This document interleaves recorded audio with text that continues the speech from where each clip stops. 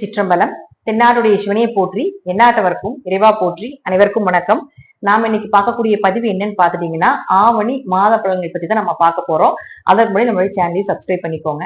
ஆவணி மாதத்தை பொறுத்த வரைக்கும் பாத்துட்டீங்கன்னா, இந்த மாதம் சூரியன், சுக்கிரன், புதன், செவ்வாய் எல்லா கிரகங்களுமே மாறுறாங்க. அதே போல சனி வக்ர கதியில் இருக்க போகிறார்.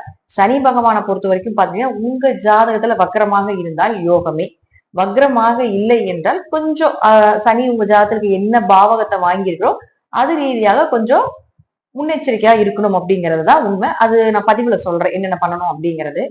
அதே போல பாருங்க, சூரியன் அப்படின்னு சொல்லக்கூடியவர் இந்த மாதம் முழுவதும் உங்களுக்கு சிம்ம வீட்டுலதான் இருக்க போறார். 31ஆம் தேதி தான் கன்னி வீட்டுக்கு வரப்போகிறார். சுக்கிரன் அப்படின்னு சொல்லக்கூடியவரும் கடகத்துலதான் இருக்க போறார். 29ஆம் தேதியில தான் பாத்தீங்கன்னா சிம்ம வீட்டுக்கு வருகிறார். புதன் மட்டும் 14ஆம் தேதி உங்களுக்கு சிம்மத்துக்கு வருகிறார். அடுத்தது பாருங்க, செவ்வாய் அப்படின்னு சொல்லக்கூடியவர் 28ஆம் தேதி தான் துலா வீட்டுக்கு வருகிறார். அதனால இந்த மாதம் இடையிலேயே மாறக்கூடிய எல்லாமே மாதத்தின் இறுதியில தான் மாறுறாங்க. இடையில மட்டும் மாறக்கூடிய ஒரே கிரகம் எதுனா புதன் மட்டும்தான். அப்ப புதன் கேதுவோட சேரப்போகுது. அதே போல சூரியனும் கேதுவோட சேரப்போகுது. ஆஸ் யூஷுவலா பாத்தீங்கன்னா, இந்த புதனும் கேதுவும் ஒரு ஜாதத்துல சேர்ந்து இருக்கு அப்படின்னா ஜாதகர் ரொம்ப அறிவாளி. படிப்பு தடை இருந்திருக்கும், சிறு வயதுல படிப்பு தடை, கொஞ்சம் மந்தமா இருக்கிறது, இதெல்லாமே இருந்திருக்கும். ஒரு படிப்புக்கு உண்டான வேலை இல்லை அப்படிங்கிறதுமே உங்க ஜாதத்துல புதன் கேது சேர்க்கை இருந்தா நடக்கும். ஆனா இந்த புதனும் கேதுவும் சேர்ந்திருந்தா அதீத நாலேஜ், படிப்பை விட அதிகமான நாலேஜ் கிடைக்கிறது, மேன்மை வருவது. ஒருத்தர்கிட்ட படித்ததற்கு உண்டான ஒரு விஷயத்த நீங்க கேட்டா கூட கிடைக்காது. பட் புதன் கேது சேர்க்கை இருக்கிறவங்க கிட்ட போய் கம்ப்யூட்டர் பத்தி கேட்கறது, செல்போன்ல என்ன விஷயங்கள் உள்ள போய் ஆராய்ஞ்சு எல்லா விஷயத்தையும் கண்டுபிடிச்சிட்டு வந்துருவாங்க. அந்த திறமை, படிக்காத மேதை எப்படி நம்ம சொல்லுவோம் இல்லைங்களா, அதெல்லாமே இந்த புதன் கேதுக்கு தான் சேர்க்கை உண்டு. சாமி ஆடுறது, குறி சொல்றது, இன்ட்யூஷன் பவர், ஒருத்தரை பார்த்தோன்னு இவங்க இப்படிதான் இருப்பாங்க அப்படிங்கிறது கணிக்கிறது, இதெல்லாம் புதன் கேது சேர்க்கை. அதே போல சூரியனும் கேதுவோட சேர்றாரு இந்த மாசம். அப்ப சூரியன் கேது சேர்க்கை அப்படிங்கிறது முழுக்க முழுக்க பித்திருதோஷம், தந்தை வழி பித்திருதோஷங்கள், பூர்வீக சொத்து பிரச்சனைகள், குலதெய்வம் தெரியாம இருக்கிறது, இதெல்லாம் ஏற்படுத்தி கொடுப்பார். அப்ப இந்த சூரியன் கேது சேர்க்கை அப்படிங்கிறது ஜாதகத்தில் இருந்தா கொஞ்சம் இந்த காலகட்டங்கள் அப்பாவுடைய உடல் ஆரோக்கியத்துல பாத்துக்கோங்க. அதே போல பூர்வீக சொத்து சம்பந்தப்பட்ட பிரச்சனைகள் வரும், பங்காளி சம்பந்தப்பட்ட பிரச்சனைகள் வர்றதுக்கு வாய்ப்புகள் உண்டு. அதெல்லாம் கொஞ்சம் கவனமா இருந்துக்கணும். ஆனா பிளஸ்ஸா சொல்ல போனா அரசியல்வாதிகளுக்கே அட்வைஸ் சொல்லக்கூடிய அமைப்பு உண்டு. நிறைய சீக்ரெட் தெரிஞ்சு வச்சிருப்பாங்க, நிறைய ரகசியங்கள் அவங்க கிட்ட இருக்கும். ஒரு மனிதன் எப்படி வாழணும், எப்படி உயரணும் அப்படிங்கிறது இந்த சூரியன் கேது சேர்க்கை இருக்கிறவங்க கேட்டீங்கன்னா சீக்கிரம் உயர்த்திடுவாங்க. அரசியல்வாதிகளுடைய பினாமி அல்லது அரசியல்வாதிகளுக்கு அட்வைஸ் பண்றவங்க எல்லாமே இந்த சூரியன் கேது சேர்க்கை தான். தனக்கு அது பயன்படாது, ஆனா மற்றவர்களுடைய கருத்துக்களும் இதோடைய ஐடியாஸ் எல்லாமே பல மடங்கான வெற்றிகளையும் பல மடங்கான புகழ்ச்சிகளையும் ஏற்படுத்தி கொடுக்கும் அப்படிங்கிறதா உண்மை. சோ இப்போ இந்த கிரக சேர்க்கைகள் இந்த மாதம் நடக்கிறதுனால இது நான் சொல்லியிருக்கிறேன். அதே போல பாருங்க, உங்களுக்கு ஆவணி மாதம் 1ஆம் தேதி விஷ்ணுபதி புண்ணிய காலம். இந்த விஷ்ணுபதி புண்ணிய காலம் அப்படிங்கிறது பெருமாளுடைய முழு அனுகிரகம் கிடைக்கக்கூடிய நாள். அன்றைய நாள்ல பெருமாள் கோயில்ல 27 முறை சுற்றி வலம் வந்து வழிபாடு செய்பவருக்கு எப்பேற்பட்ட பொருளாதார பிரச்சனைகள் இருந்தாலும் விலகும், பணவரவு ஏற்படும் அப்படிங்கிற அமைப்பு உண்டு. அடுத்தது இந்த மாசம் மட்டும் 1ஆம் தேதி சனி பகவானுடைய ஜெயந்தி, 9ஆம் தேதி செவ்வாயினுடைய ஜெயந்தி, 19ஆம் தேதி குரு பகவானுடைய ஜெயந்தி. அப்போ 1ஆம் தேதி சனி பகவானுடைய ஜெயந்தி அப்படிங்கிறது பாத்துட்டீங்கன்னா உங்களுடைய பிறந்த நாள் மாதிரி கணக்கு. அப்ப சனி பகவான், நவகிரகத்துல இருக்கக்கூடிய சனி பகவானை போய் நீல மலர்கள்னால அர்ச்சனை செய்து வழிபாடு செய்துட்டு வரும்பொழுது நிச்சயமாக சனியினுடைய தாக்கம், ஏழரை சனி, அஷ்டம சனி, கண்டச்சனி, இது போல ஏதாவது சனி தாக்கங்கள் இருந்தாலும் குறையும். அதே போல 9ஆம் தேதி செவ்வாயினுடைய ஜெயந்தியாக இருக்கிறதால நவகிரகத்துல இருக்கக்கூடிய செவ்வாய் பகவானுக்கு போய் அர்ச்சனை செய்து தீபம் ஏற்றி வழிபாடு செய்து வரும்பொழுது செவ்வாய் தோஷம், திருமணம் ஆகாம இருக்கு, செவ்வாய் ராகு சேர்க்கை இருக்கு, இது போல ஒரு செவ்வாய் பாதிக்கப்பட்ட சூழ்நிலையில் ஜாதகத்துல இருக்கு அப்படின்னா இந்த வழிமுறைகளை நீங்க அந்த நாட்கள்ல போய் செய்யும் போது அவருடைய தாக்கங்கள் கொஞ்சம் குறையும். அடுத்தது குரு பகவான், அவர் 19ஆம் தேதி. அப்போ குருவினுடைய தாக்கம், குரு யாருக்காவது 6, 8, 12 மறைஞ்சிருக்குது, இப்ப குரு பலன் இல்லாம இருக்கு, குழந்தை இல்லாம இருக்கு, குழந்தைகள் சார்ந்த விஷயத்துல ஒரு மனக்கவலைகள் இருக்கு அப்படின்னா நவகிரகத்தில் இருக்கக்கூடிய குரு பகவானுக்கு கொண்டக்கடலை மாலை சாற்றி தீபம் ஏற்றி வழிபாடு செய்து வரும் பொழுதும் அந்த குருவினுடைய தாக்கம் அப்படிங்கிறது நிச்சயமாக குறையும், யோகமாக மாறும் அப்படிங்கிறத முற்றிலும் உண்மை. அப்ப இந்த மாதங்கள் எல்லாமே பாத்தீங்கன்னா ஒரு சிறப்பான மாதமாக ஆவணி மாதம் இருக்கு. இதையும் பயன்படுத்திக் கொள்ளுங்கள். இப்போ ஒவ்வொரு ராசிக்கும் என்ன பண்ணும் அப்படிங்கறத நம்ம முழுமையா பார்க்கலாம். துலா ராசிக்குண்டான ஆவணி மாத பலன்கள் எப்படி இருக்குன்னு பார்க்கலாம். துலா ராசிக்கு 1 மற்றும் 8ஆம் அதிபதியான சுக்கிரன், அவர் 29ஆம் தேதி வரைக்கும், இந்த மாதம் முடியும் வரைக்கும் 10ஆம் வீட்டுல இருக்கிறார், தொழில் ஸ்தானத்துல இருக்கிறார். அப்ப ஏதாவது ஒரு வழியில உங்களுக்கு தொழில் வளர்ச்சி, தொழில் மாற்றங்கள், தொழில் ரீதியாக ஒரு மனிதர்களுடைய சந்திப்பு, அவர்கள் மூலமாக உங்களுக்கு ஒரு வெற்றி, இதெல்லாம் ஏற்படுத்தி கொடுப்பார். ஆனா அவர் 8ஆம் அதிபதியுமாக இருக்கிறதால புதியதாக இந்த காலகட்டங்களில் இன்வெஸ்ட்மெண்ட் பண்ண வேண்டாம்.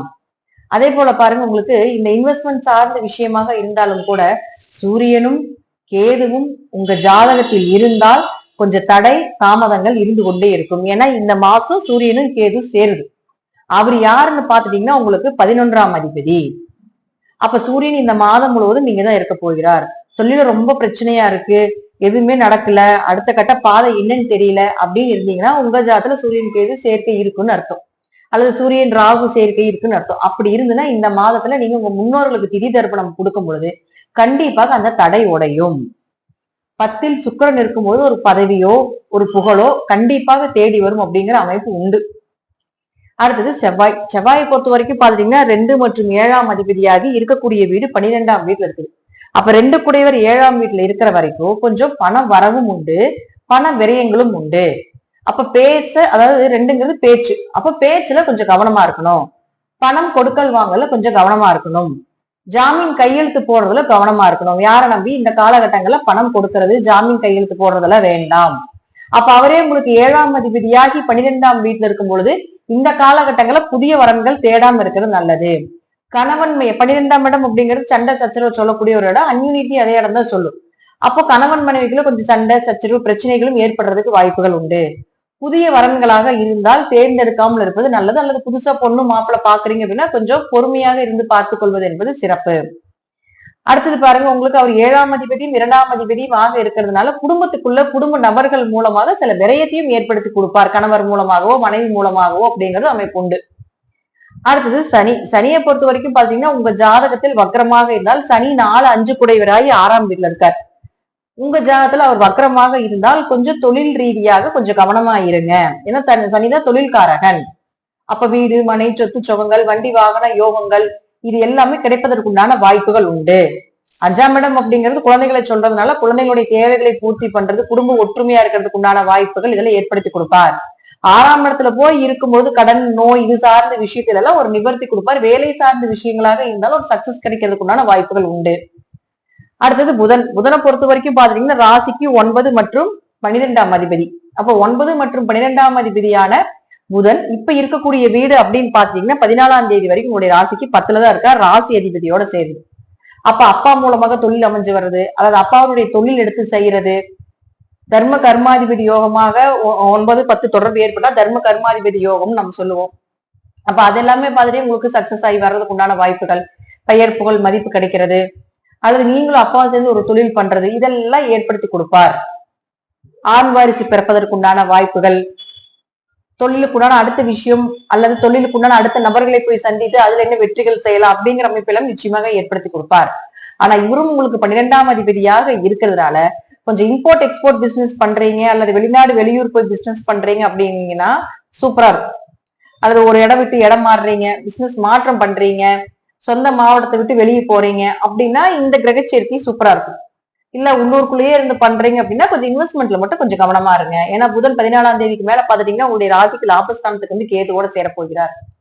அப்ப 11ங்கிறது லாபஸ்தானத்துல ஒரு கிரகம் இருந்தாலே வெற்றி. இப்ப 3 கிரகம் சேரும் பொழுது தொழிலுக்கு உழைப்புக்கு மட்டும், அதாவது தொழில் ரீதியான உழைப்பை மட்டும் இப்ப போடுங்க, லாபத்தை 14ஆம் தேதிக்கு மேல பாத்துக்கலாம். உங்க ஜாதத்துல சனி வக்கரமாக இல்லை என்றால் தொழில் ரீதியாகவும் கொஞ்சம் கவனமா இருங்க. ஏன்னா நம்ம வக்கரமா இருந்தா சொன்னோம், வக்ரம் இல்லாம இருந்தால் அப்படின்னு பாத்துட்டீங்கன்னா கண்டிப்பாக உங்களுக்கு வீடு மனை சொத்துக்கள் வண்டி வாகனங்கள் சார்ந்த கொஞ்சம் விஷயத்திலயும் கவனமா இருங்க. குழந்தைகள் என்ன பண்றாங்க என்ன செய்யறாங்க அப்படிங்கறது பாருங்க. அவங்களுக்கு ஏதாவது நோய் சம்பந்தப்பட்ட விஷயங்கள், ஏன்னா உங்களுக்கு 2ஆம் அதிபதி 12ல இருக்கிறதால குடும்பத்துக்கு ஏதாவது நோய் நொடிகளுக்காகவோ அல்லது கடன் வாங்கி ஏதாவது ஒரு செலவு செய்ய வேண்டிய சூழ்நிலைகள் வர்றதுக்கு வாய்ப்புகள் உண்டு. அடுத்தது சூரியன். சூரியனை பொறுத்த வரைக்கும் பாத்தீங்கன்னா சூரியன் வந்து ராசிக்கு 11ஆம் அதிபதி 11லயே இருக்கார். அப்ப ஏதாவது ஒரு வழியில உங்களுக்கு பண வரவு லாபங்கள் இந்த மாதம்ல வந்து லாபத்துக்கு துலாத்துக்கு குறைச்சல் இல்லை, ஏதாவது வழியில வந்துடும். அப்ப ஜாதக சூரியன் கேது சேர்க்கை இருக்குதுன்னா உங்களுக்கு கண்டிப்பா போய் பித்ருதோஷ நிவர்த்தி பண்ணிக்கொள்வது என்பது சிறப்பு. இந்த மாதம் துலாத்தை பொறுத்த வரைக்கும் பாத்துட்டீங்கன்னா முழுக்க ஏதாவது ஒரு வழியில 70% லாபத்தையும் மகிழ்ச்சியும் சந்தோஷமும் தொழில் வளர்ச்சியும் உண்டு. ஒரு 30% மட்டும் வரக்கூடிய பணம் செலவாகிறதுக்கோ நோய் நொடிகளுக்கு கொடுக்கக்கூடிய ஒரு சூழ்நிலைகளோ குடும்பத்துக்காக செலவு செய்ய வேண்டியதோ கடன் சார்ந்த விஷயத்துக்காக கொஞ்சம் ஒரு விரயங்கள் ஆவதற்குண்டான வாய்ப்பையும் ஏற்படுத்துது. இருப்பினும் பேச்சிலையும் கொடுக்கல் வாங்கலையும் கொஞ்சம் கவனமா இருந்து கொள்வது என்பது சிறப்பான அமைப்பாக இருக்கும். இந்த கருத்துக்கள் எல்லாம் உங்கள் ஜாதக ரீதியாக சிறிது மாறுபடலாம். நன்றி. மீண்டும் ஒரு நல்ல பதிவுல சந்திக்கலாம். திருச்சிற்றம்பலம், தில்லையம்பலம், ஸ்ரீ நரசிம்ம துர்டிகளே சரணம்.